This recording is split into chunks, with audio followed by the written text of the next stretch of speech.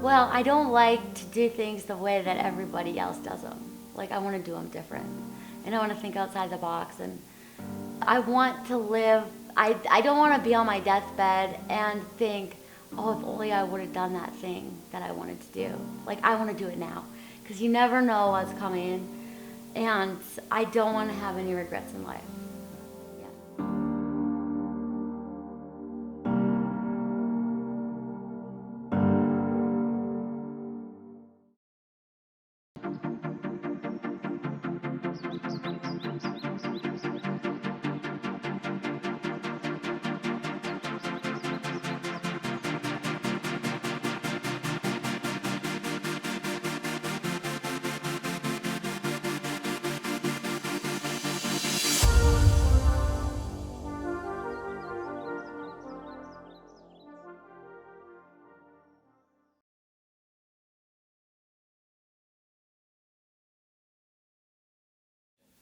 My name is Gleich, and I'm a professional ski mountaineer and environmental activist.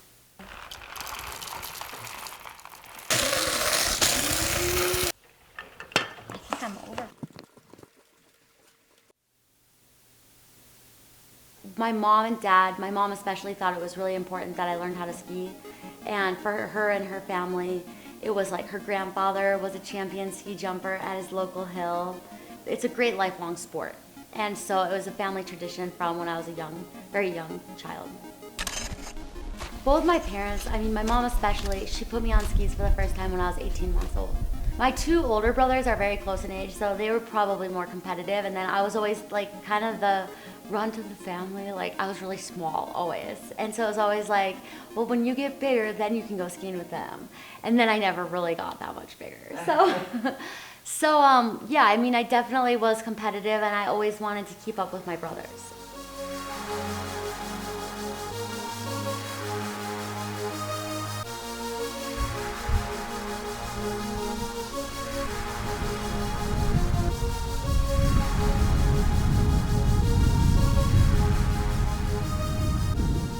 My favorite place to ski is in the National Forest.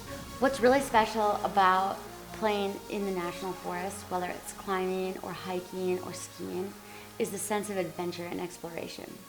I love the challenge of having to figure things out for yourself, that not all the trails are super well marked. I like having to learn all the different skills to be self-sufficient in the mountains. Being that we are all owners of our public lands, it is really important that we go and speak up so that we can shape how we are able to access these lands. In order for this to work, we all have to be active and engaged participants.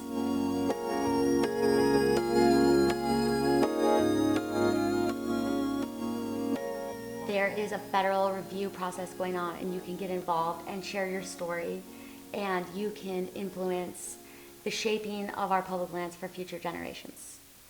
So that's pretty cool to have a hand in that.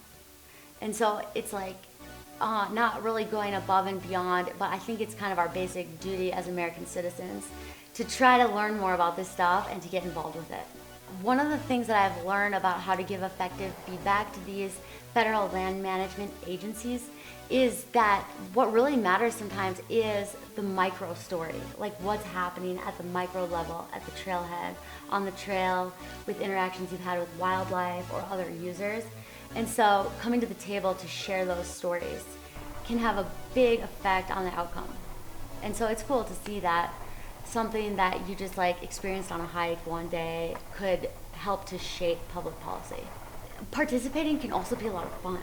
And it's cool to sit down with a group of other like-minded citizens and problem solve. Because we think government is this or government is that, but really our government is a tool for problem solving. So whether you're concerned about erosion on a trail, or there's a certain kind of bird or tree you love, I think coming to the table and sharing that stuff is so impactful.